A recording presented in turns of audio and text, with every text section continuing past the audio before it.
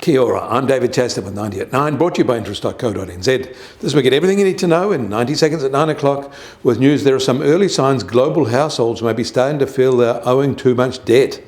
Any pullback from that will induce a balance sheet recession that during a stagflation might be very hard to control. But first up today, the latest dairy auction has come in with something of a disappointment.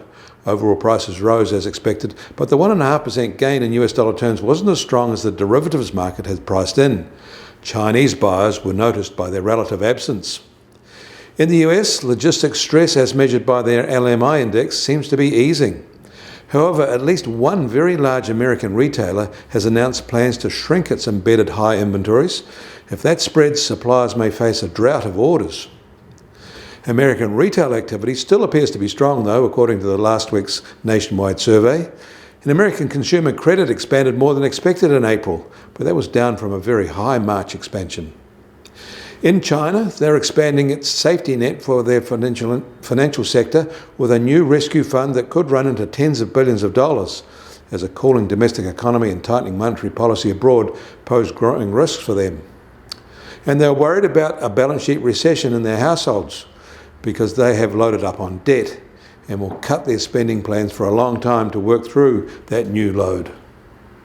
The Reserve Bank of Australia hiked its cash rate more than expected to 0.85%, with a full 50 basis point rise, the most in more than 20 years. But the pain it will cause their housing sector is a key concern for companies there. Meanwhile, the World Bank has substantially cut its global growth forecast for 2022 to 2.9% in June from 4.1% of forecast in January, citing the war in Ukraine, surging energy and food prices and rising interest rates. They said that for many countries a stagflation and recession will be hard to avoid. And the US Treasury 10-year yield will start today down 7 basis points at 2.96%. And the price of gold is up $10 today from this time yesterday, now at $1,852 an ounce. And oil prices a little change from this time yesterday, now just under $117.50 a barrel in the US, while the international Brent price is just under $119 a barrel.